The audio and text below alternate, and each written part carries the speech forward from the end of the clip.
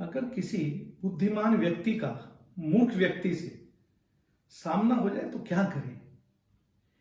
एक बार जंगल में एक गधे और बाघ में बहस हो जाती है।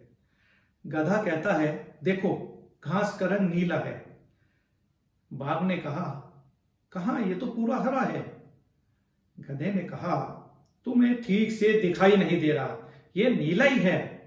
बाघ भी गुस्से में बोला, तुम पागल हो क्या, ये घास हरा ही है।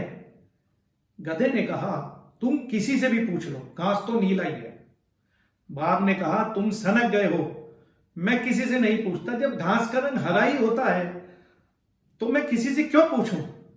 फिर भी तुम्हारी तसल्ली के लिए जंगल के राजा शेर के पास चलते हैं। गधा राजी हो गया। दोनों जंगल के राजा शेर के पास पहुंचे। शेर ने दोनों का आने का कारण पूछा। बाघ ने पूरी दास्तान सुनाई और कहा, यह गधा मानता ही नहीं है कि घास का रंग नीला नहीं हरा है। शेर ने पूरी बात सुनने के बाद फैसला सुनाया, बाघ को काल कोठरी में डाल दो। गधे की बात सत्य है, घास का रंग नीला ही है। बाघ शेर के निर्णय से एकदम भौचक्का रह गया। गधा खुश होता हुआ ढेंचू ढेंचू करता हुआ चला गया। गधे के जाने के बाद शेर ने बाघ से कहा, अब बोलो क्या कहना चाहते हो। बाघ शेर से गुस्से में था, किंतु उसने अपनी बात दोहराई और कहा, घास का रंग तो हरा होता है, आपने गलत फैसला क्यों दिया और मेरी क्या गलती थी जो मुझे ही काल कोठरी में डाल दिया।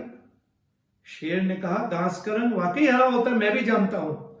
तुम्हारी गलती यही है, जब तुम्हें पता है वो गधा है फिर भी तुमने गधे के साथ बहस की, इसलिए तुम्हें यह सजा दी गई। गधा तो गधा ही है, वो कहे दिन नहीं रात है तो कह दो रात है। उसे खुश होने दो, उसके साथ बहस करके अपनी ऊर्जा और बुद्धिमत्ता को नष्ट करने का औचित्य नहीं है। मूर्ख से तर्क करना मतलब कीचड़ में सूअर के साथ लड़ने के समान है। सूअर तो गंदगी में मजे लेता है, मगर आपको गंदगी में खींच लेता है और आप भी गंदे हो जाते हैं। यदि किसी मूर्ख व्यक्ति से अपनी बात मनवानी हो तो उसका मूड देखकर उसके मुताबिक ही काम करना चाहिए, ताकि वो खुश होकर आप पर भरोसा कर सके। इसके बाद ही उसे किसी बात के लिए राजी किया जा सकता है। तो दोस्तों, ये कहानी आपको कैसी लगी जरूर लिखें और अपना सुझाव जरूर भेजें। Thank you very much.